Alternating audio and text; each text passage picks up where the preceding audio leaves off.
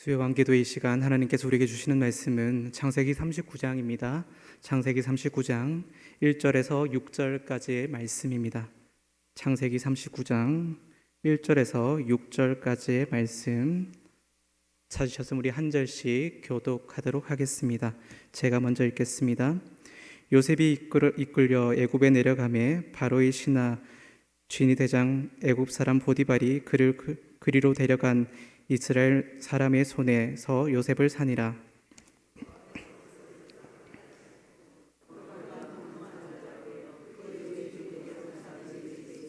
그의 주인이 여호와께서 그와 함께 하심을 보며 또 여호와께서 그의 범사에 형통하게 하심을 보았더라.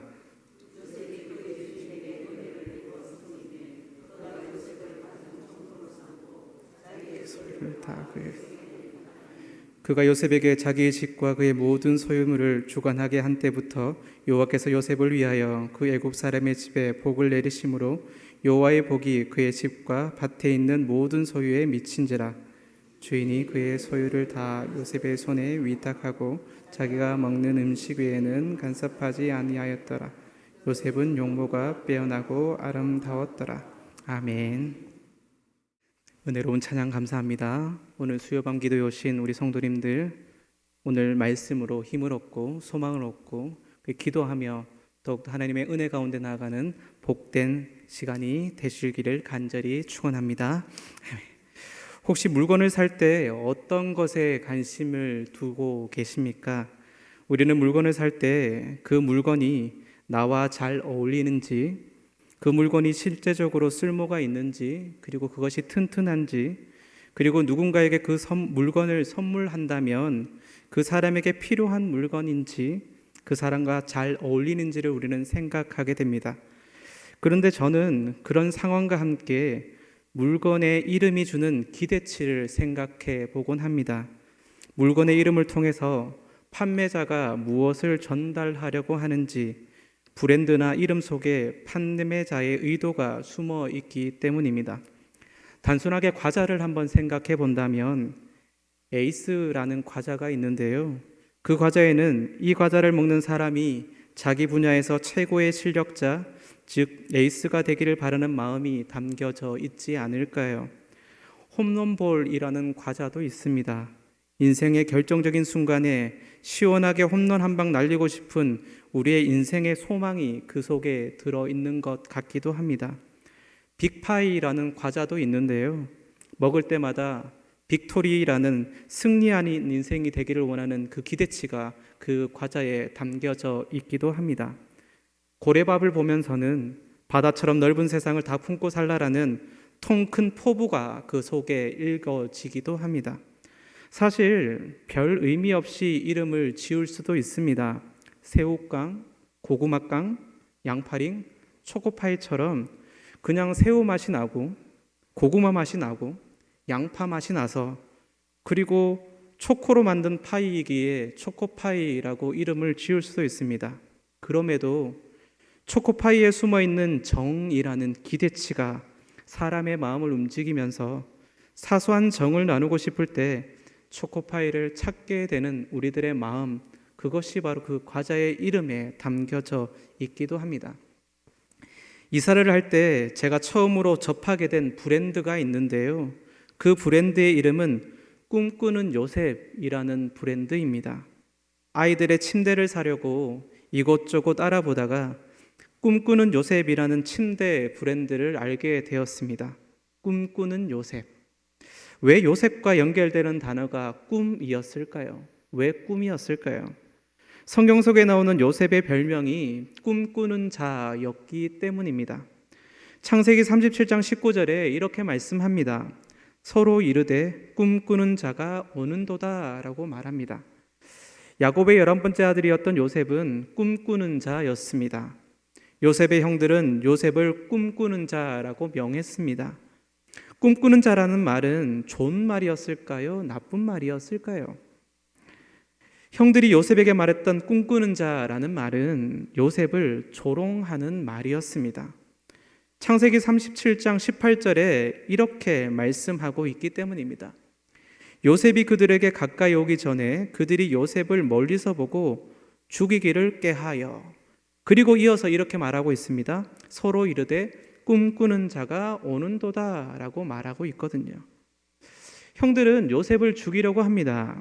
아버지의 사랑을 독차지하고 아버지가 요셉을 편애하였고 자신들과는 다르게 색동옷을 항상 입었던 요셉이기 때문입니다. 자신들의 어머니는 사랑하지 않고 오히려 자신들의 어머니를 무시했던 그 아버지, 그런 아버지에 대한 반감도 형들이 요셉을 죽이려고 하는 마음에 일조했을 것입니다. 형들의 미움을 받고 있었던 요셉, 그러나 그런 요셉은 그런 상황도 모른 채 형들에게 이렇게 말을 합니다. 내가 꿈을 꾸었는데 내 곡식단은 일어서 있고 형님들의 곡식단은 내 곡식단을 보면서 절을 했습니다 라고 말을 하는 거예요. 이 꿈 이야기를 들은 형들은 네가 참으로 우리의 왕이 되겠느냐라고 하면서 요셉을 미워하기 시작합니다. 요셉은 여기서 멈추지 않습니다. 요셉은 다시 꿈을 꾸고 형들에게 말합니다. 내가 꿈을 꾼즉 해와 달과 11별이 내게 절을 했습니다 라고 말합니다. 그러자 요셉을 너무나도 사랑하던 아버지조차도 요셉을 꾸짖으며 말합니다. 네가 꾼 꿈이 무엇이냐? 나와 내 어머니와 내 형들이 참으로 가서 땅에 엎드려 내게 절하겠느냐라고 나무라기 시작합니다. 요셉은 꿈을 꾸었습니다. 그러나 그 꿈을 아무도 받아주지 않았고 아무도 인정해 주지 않았습니다. 결국 요셉의 형들은 어떻게 했을까요? 꿈꾸는 요셉을 죽이려 했고 차마 죽이지는 못해서 요셉을 노예로 팔았습니다. 그것이 바로 요셉에 대한 성경의 이야기인 것이죠. 만사형통이라는 말이 있습니다. 아마 다들 들어보셨을 겁니다. 만사형통. 모든 것이 뜻한 바대로 두루두루 잘 되어 간다라는 것, 그것이 바로 만사형통이라는 말의 뜻입니다. 예전에 유명한 정치인 한 명이 있었습니다. 그 정치인에게는 형님이 한 분 계셨지요. 유명한 정치인에게 많은 사람들이 청탁과 같은 도움을 요청하기 위해서 그 정치인의 형님을 찾아가기 시작합니다. 이때 등장한 말, 정치를 풍자한 말이 만사형통입니다. 모든 일은 형님을 통해서 이루어진다라는 말이었죠. 그런 면에서 본다면 요셉은 만사형통하지 않았습니다. 모든 것이 뜻한 바대로 잘 되지도 않았고 형님들의 도움도 전혀 받지 못했고 오히려 형들로 인해 그의 삶은 더욱더 힘들어져 갔던 것, 그것이 바로 요셉의 삶이었습니다. 그래서 요셉과 전혀 어울리지 않는 단어, 말, 그것이 바로 형통이라는 말입니다. 하지만 그런 요셉에게 성경은 형통이라는 말을 계속 사용하고 있음을 우리는 발견하게 되는데요. 창세기 39장 오늘 본문입니다. 1절과 2절을 우리 함께 읽어보겠습니다. 요셉이 이끌려 애굽에 내려가매 바로의 친위대장 애굽 사람 보디발이 그를 그리로 데려간 이스마엘 사람의 손에서 요셉을 사니라. 여호와께서 요셉과 함께 하심으로 그가 형통한 자가 되어 그의 주인 애굽 사람의 집에 있으니. 아멘. 요셉은 형들에 의해서 노예로 팔려갔다라고 성경은 말하고 있습니다. 그리고 애굽 사람 보디발의 집에 노예로 또다시 팔려가게 됩니다. 노예로 팔려간 요셉. 그런데 성경은 이 요셉을 형통한 자가 되었다라고 말하고 있다라는 겁니다. 노예로 팔려간 것, 이것이 형통한 것 맞을까요? 노예로 팔려가서 누군가에게 버림받은 것, 이것이 형통이냐는 겁니다. 3절의 말씀도 이렇게 말씀하고 있는데요. 3절의 말씀도 우리 함께 읽어보겠습니다. 같이 읽겠습니다. 그의 주인이 여호와께서 그와 함께 하심을 보며 또 여호와께서 그의 범사에 형통하게 하심을 보았더라. 요셉을 노예로 산 주인 보디발은 요셉을 보고 우와, 이 사람 형통한 사람이구나 라고 말했다고 성경은 지금 기록하고 있습니다. 진짜 요셉의 상황이 형통이냐라는 겁니다. 요셉은 형통한 사람, 형통한 자, 성공한 자였냐라는 물음표가 달릴 수밖에 없습니다. 창세기 39장 2절과 3절을 보면 형통이라는 말과 함께 등장하는 또 다른 말이 있는데요. 그것은 여호와께서 그와 함께 하심으로라고 하는 말입니다. 하나님께서 함께 하시는 것, 이것은 아마 형통일 것입니다. 우리가 믿는 하나님의 그 뜻하신 대로 다 이루시는 분, 그분이 바로 하나님이시고 그분이 함께 하고 있기 때문입니다.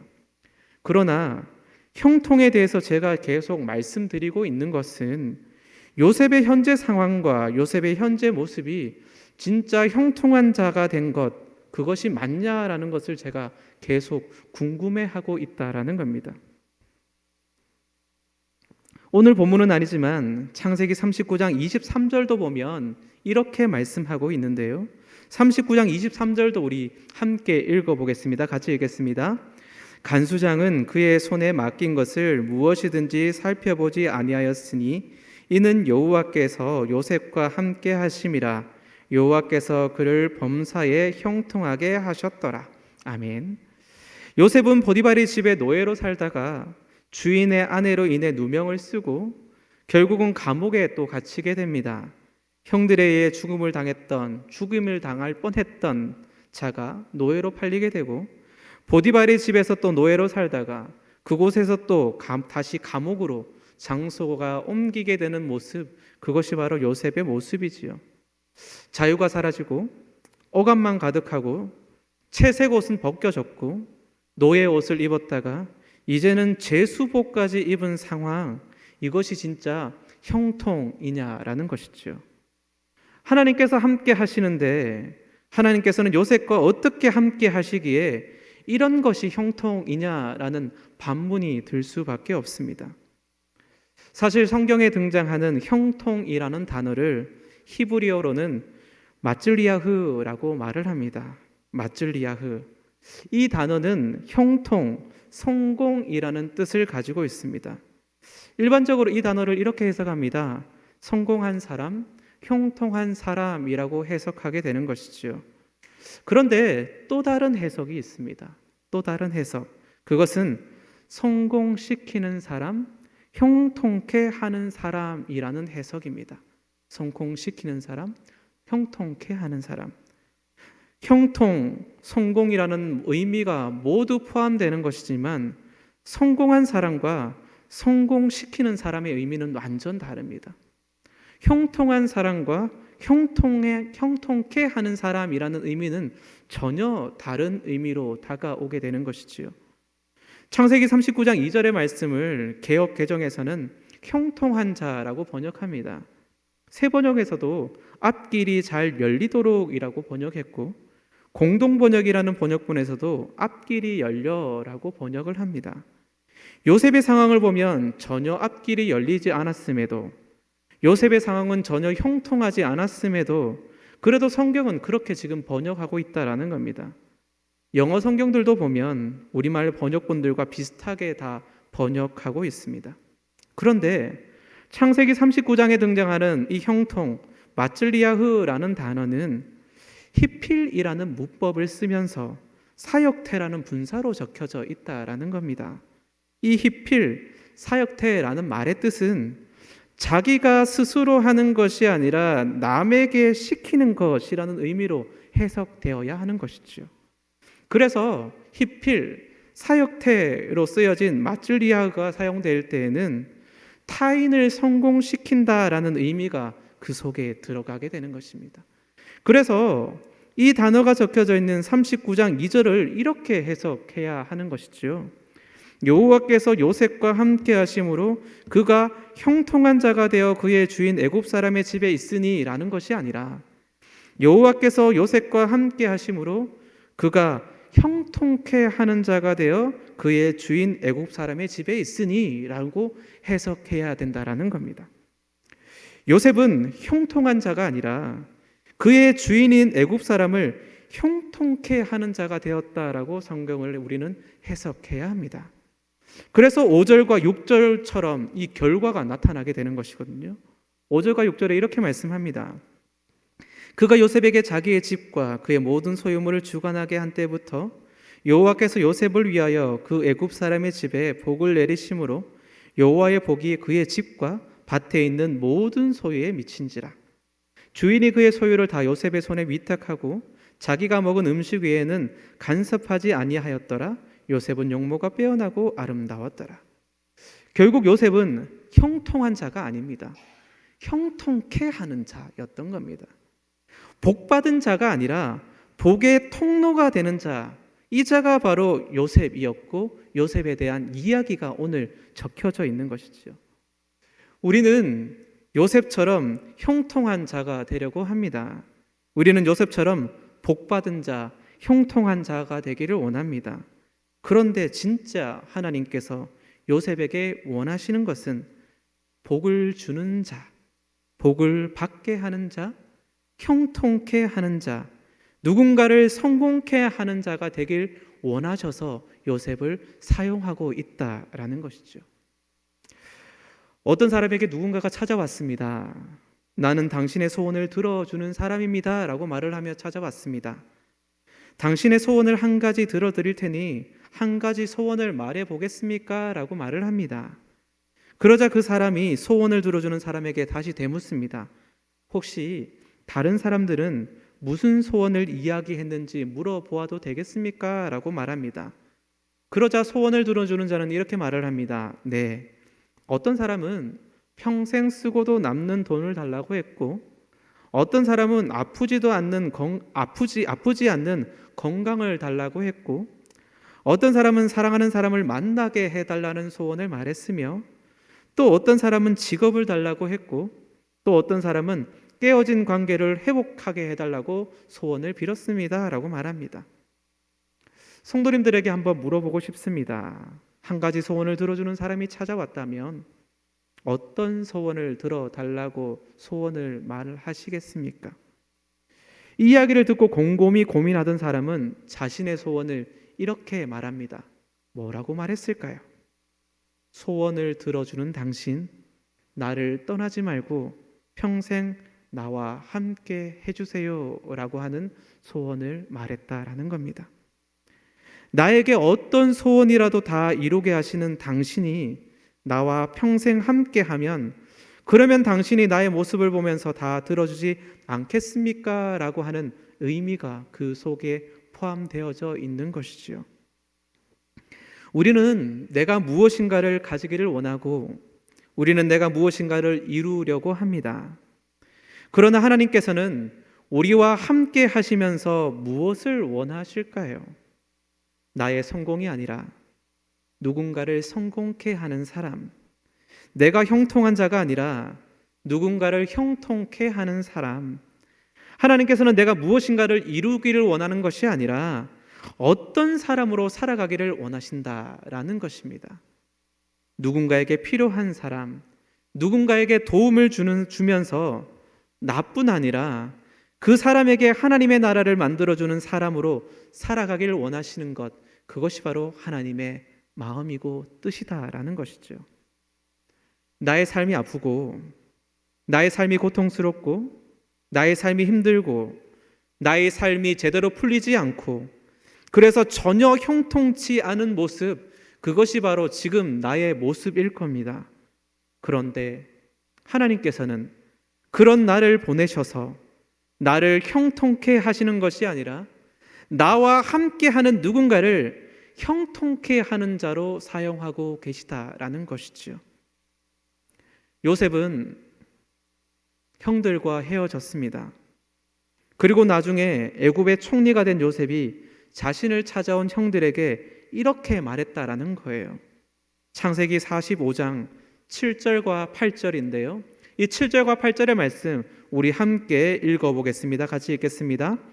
하나님이 큰 구원으로 당신들의 생명을 보존하고 당신들의 후손을 세상에 두시려고 나를 당신들보다 먼저 보내셨나니 그런즉 나를 이리로 보내신 이는 당신들이 아니요 하나님이시라. 하나님이 나를 바로에게 아버지로 삼으시고 그 온 집의 주로 삼으시며 애굽 온 땅의 통치자로 삼으셨나이다. 아멘. 총리가 된 모습을 볼 때 하나님께서는 요셉을 형통한 자로 세우신 것처럼 보입니다. 그러나 형들을 만났을 때 요셉은 이렇게 고백하고 있다라는 거예요. 형들의 생명, 그리고 그 후손의 생명을 세상에 두시려고 미리 먼저 나를 하나님께서 이 땅에 보내셨습니다 라고 지금 말하고 있다라는 겁니다. 요셉은 형들을 형통케 하고 형들을 성공시키는 자로 만드는 통로로 지금 사용되고 있었던 것이지요. 성도님들에게 한번 질문하고 싶습니다. 성도님들은 형통한 자입니까? 형통케 하는 자이십니까? 성도님들은 성공한 자입니까? 성공케 하는 자들이십니까? 성도님들은 어떤 사람으로 살아가기를 원하십니까?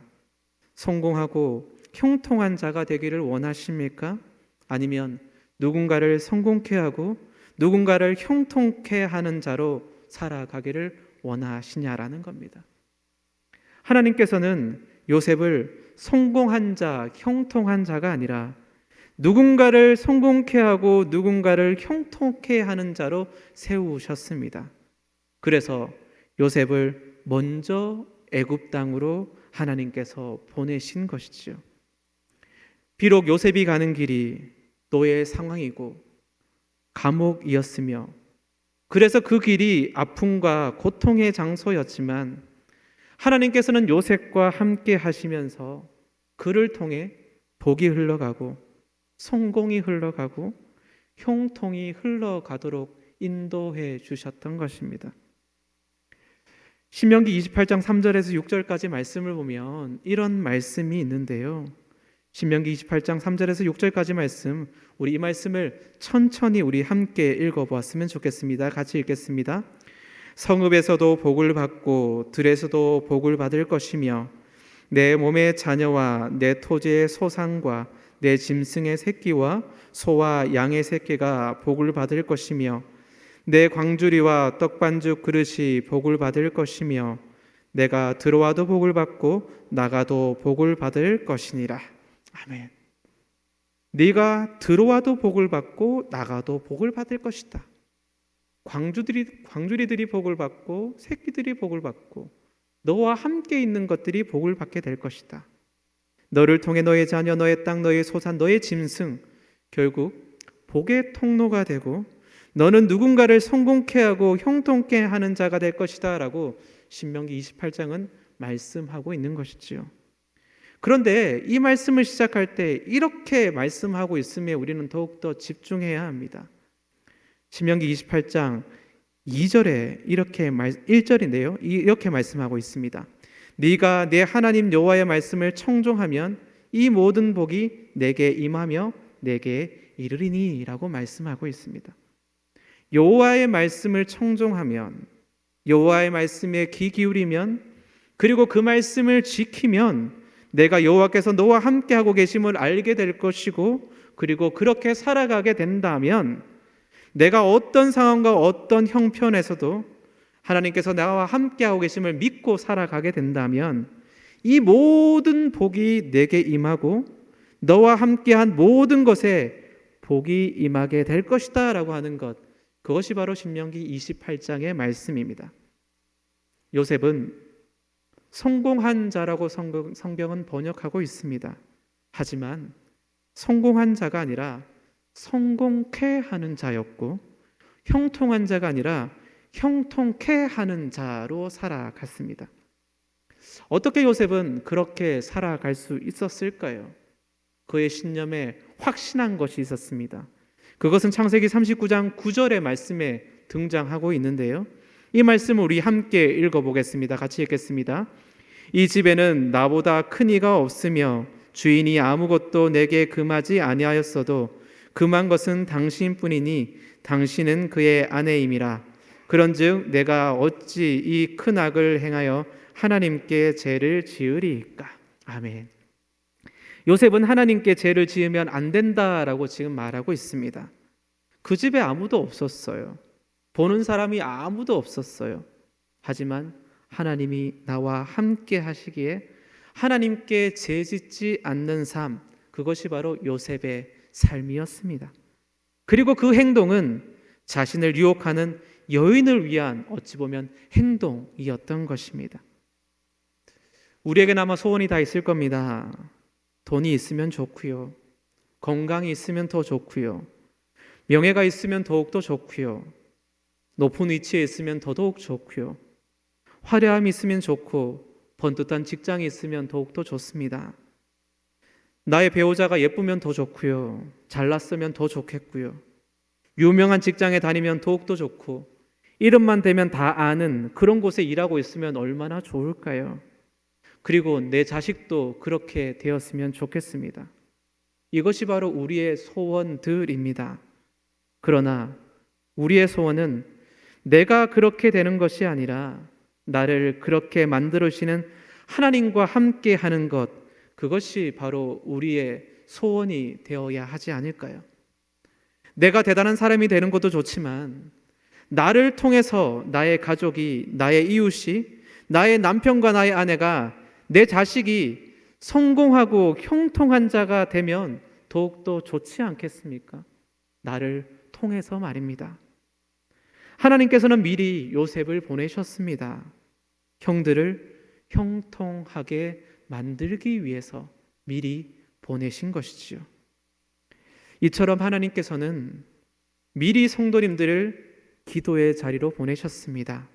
나의 가족과 자녀와 이웃을 위해서 기도하여서 그들을 형통하게 하기 위해 이 자리로 보내셨습니다. 그리고 하나님께서는 미리 성도님들을 구원의 자리에 앉게 하셨습니다. 하나님이 언제나 함께 하심을 내가 먼저 알게 하셔서 어떤 어려움과 고통 속에서도 하나님을 의지하며 살아가는 힘과 용기를 나의 이웃에게 보여줌으로 말미암아 결국 내 이웃들을 구원받은 백성으로 만들기 위해서 우리를 미리 그 자리에 앉게 하신 것이지요. 형통한 자가 아니라 형통케 하는 자가 되는 우리 모든 성도님들 될 수 있기를 간절히 소망합니다. 성공한 자가 아니라 성공케 하는 자가 될 수 있기를 간절히 소망합니다. 하나님께서 나와 함께 하시면 내가 어느 곳에 가든지 하나님께서는 나를 성공케 하는 자, 형통케 하는 자로 사용하실 겁니다. 그러나 그런 나는 결국 형통케 하는 자, 성공케 하는 자로 살아가야 하지 않을까요? 지금 우리들의 삶이 처지가 노예 같고 감옥 같다면, 그러나 그때가 하나님이 나를 통해 누군가를 형통케 하시는 강력한 사건이 아닐까요? 언제나 어느 곳에 있든지 복을 흘리고 복을 전하고 복을 나누고, 그래서 나와 함께하는 자들에게, 나와 함께하는 것들에게 복을 받게 하는 모든 믿음의 성도님들 될 수 있기를 간절히 소망합니다. 성공한 자가 아니라 성공케 하는 자, 형통한 자가 아니라 형통케 하는 자, 그렇게 살아가라고 오늘 이 자리에 우리를 하나님께서는 보내셨고, 우리가 있는 그 삶의 자리에 하나님께서 우리와 함께 하고 계시는 것입니다. 요셉은 꿈을 꾸었습니다. 그 꿈은 왕이 되는 꿈이 아니라 하나님을 통해 형통케 하는 삶, 그것이 바로 요셉의 꿈은 아니었을까요? 우리 모든 믿음의 성도님들, 나와 함께하는 자들에게 복을 나눠주고 그들을 형통케 하는 자로 살아가는 귀한 믿음의 성도님들 될 수 있기를 간절히 소망합니다. 기도하겠습니다.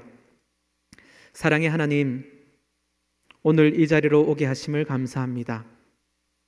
우리의 삶과 형편은 힘들고 어렵지만 그럼에도 불구하고 하나님께서 우리를 이 땅에 보내주셨고, 나의 가정에 보내주셨고, 나의 일터에 보내주셨고, 나의 삶의 자리에 보내주신 이유가 있음을 알고 있습니다. 요셉처럼 형통한 자가 아니라 형통케 하는 자로 살아가라고 우리를 보내셨음을 믿습니다. 주여, 우리를 통해 복이 흘러가게 하시고 하나님의 사랑이 흘러가게 하시고 형통이 흘러갈 수 있도록 주여 인도하여 주옵소서. 그렇게 사용되며 나가는 우리 모두가 될 수 있도록 주님 인도하여 주옵소서. 특별히 우리를 기도의 자리로 불러주셔서 감사합니다. 주님, 우리의 기도를 통해 우리의 기도가 많은 자들에게 귀하게 흘러갈 수 있도록 주여 인도하여 주옵소서. 감사를 드립니다. 예수님 이름으로 기도합니다. 아멘.